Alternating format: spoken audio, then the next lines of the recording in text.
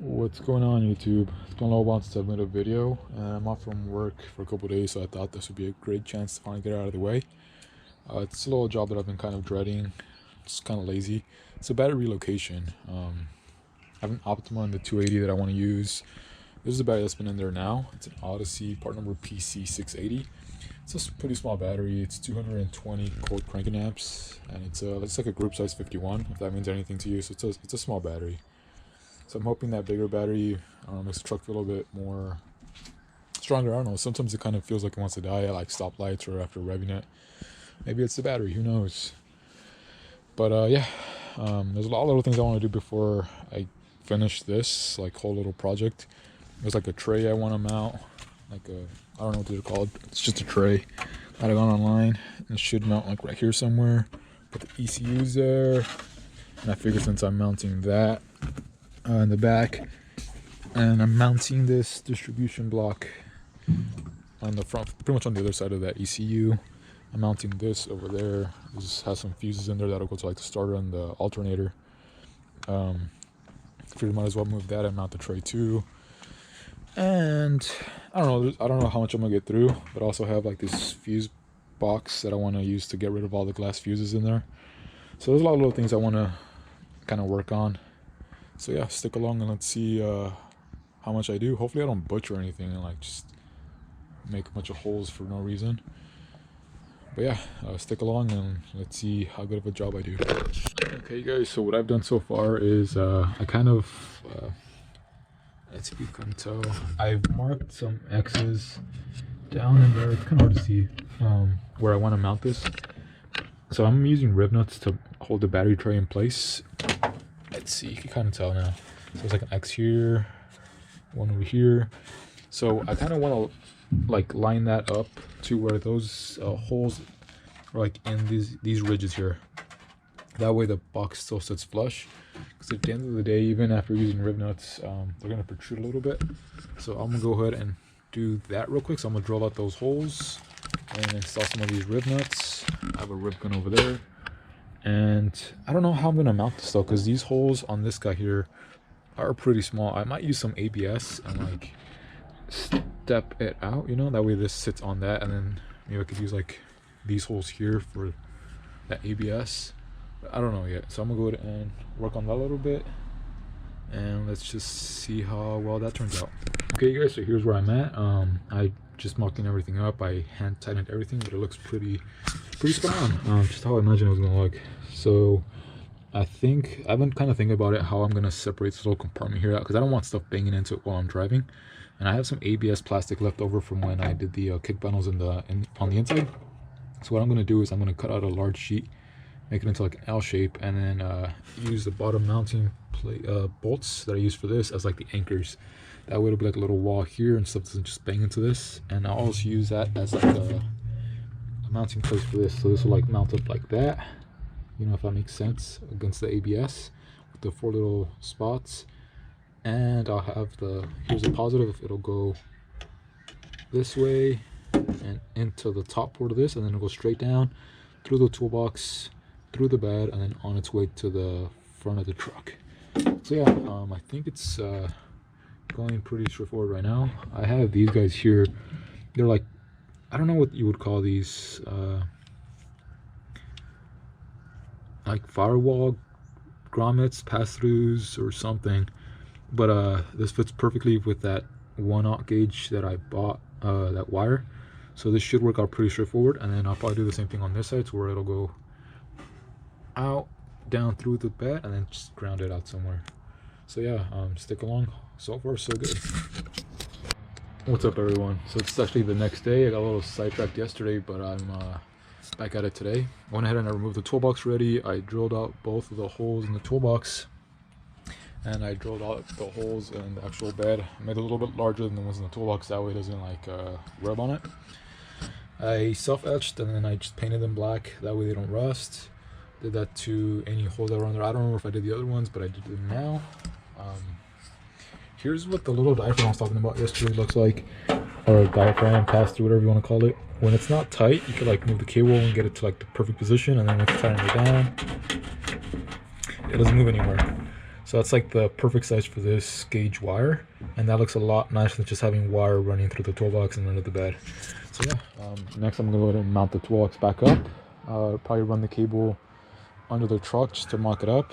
I ordered some tabs to mount the power cable under the truck, but it says those are gonna get here for like a week or two, so I might just improvise for the meantime.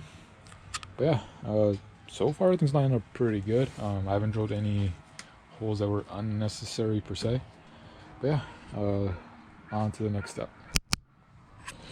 Okay, you guys, so really fast update. I went ahead and I mocked everything up. Everything's looking really good. I put on these terminals by the brand new Concepts, and everything looks pretty much spot on how I'm planning it. So yeah, I went ahead and I fed the cables through it. They're kind of just like laying under the truck. I guesstimated when I ordered that power cable how much I needed, so it looks like it's really close to what I need. Yeah, so far everything's going really well. I'm still kind of waiting for something bad to happen, but yeah, so far so good. Let's take along and let's see how far I get today. I need to buy some ends to like ground it, and then for the cable that goes to the starter, I forgot to buy some, so I'm probably gonna wait till tomorrow to get those, or we'll see.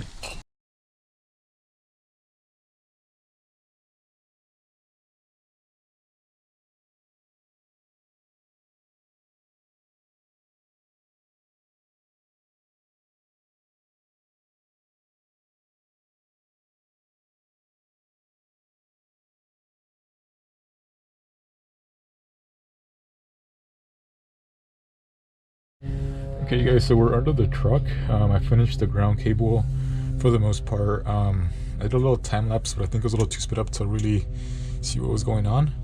But I went ahead and I trimmed this. I wasn't able to find the right size lugs here in town, but I did find 2 gauge, so I ended up having to trim the actual wire a little bit. That way it'll fit inside of the lug, and then I used one of those hammer-on crimping tools to crimp this on there, and then just fill this in with solder. I used this heat shrink, that way it's nice and protected. And I don't know if you guys saw, but I drilled through the chassis, and then I used the grounding disc to clean up the metal a little bit, that way it has a good contact. I'm gonna go ahead and spray this with clear coat on both ends in a little bit, that way it's protected. Now that we're under the truck, you can like really tell what I meant by it'll keep it from rubbing on it. So this is like that plastic diaphragm that's on the toolbox. So because that's smaller, and I made an emphasis on drilling the actual bed a lot bigger than this, there's really no way for this to rub on that and chafe. Here's a power cable. I went ahead and I used the nylon split loom on it, and then I wrapped it with Tesa tape, that way it's nice and protected, and it'll be a lot harder for it to rub through. So if it is on any case like rubbing through, it'll have to rub through the tape, the nylon, and like that plastic sheathing that wires have. So it should be pretty much spot on. I went ahead and I ran it under the truck, more or less where I wanted to go. But yeah, so it's taking a lot longer than I thought. I'm gonna go ahead and spray this, and the negative's pretty much done. Then I'll go ahead and just tidy up some of this, probably like zip tie it in place for now, just in the meantime, while the actual hold downs come in the mail. And then I'll start working on mounting the distribution block on the firewall.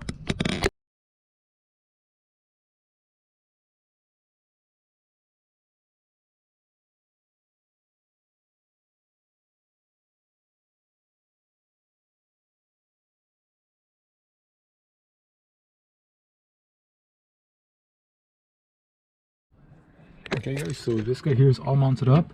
I have the main power wire feeding into it, and that's bolted down. So that's pretty much where it's supposed to be. That came out great. Next I'm working on the alternator cable. So I went ahead and I yanked off the old one already, put the boot on the new one. So I'm gonna go ahead and route this the way I want to route it, and I'm almost done. Yeah.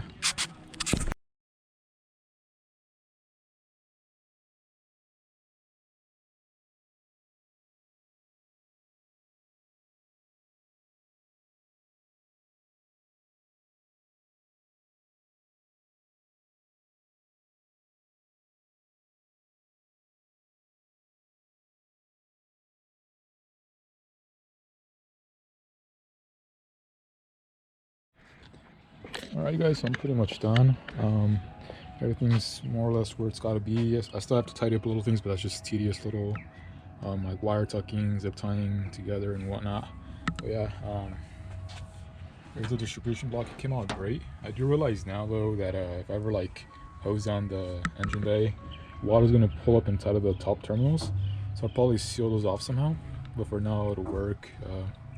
I did crank her over just to make sure that everything was wired properly and doesn't catch on fire. FYI, really good idea to have a fire extinguisher on hand in your older vehicles. But yeah, everything turned out great. I just gotta wait in the mail for those tabs to come in so I could tidy up the bottom power cable. And also this fuse, I lost one of them. I took off the other one to see if I could find it inside, and I was not successful, so I just gotta wait for that to come in the mail too, and I'll just again mount that on the ABS sheet. Speaking of, I finished that up as well. Again, it's just an ABS sheet that I bent into an L shape and just drilled some holes in the bottom of it, so you can kind of see once I bolt down the battery tray, it'll hold this in place, and that'll keep stuff from getting into it too much at least, or yeah. So yeah, thanks for watching. If you guys have any questions or anything, leave them down below. Don't forget to subscribe, and yeah, once again, thanks for watching.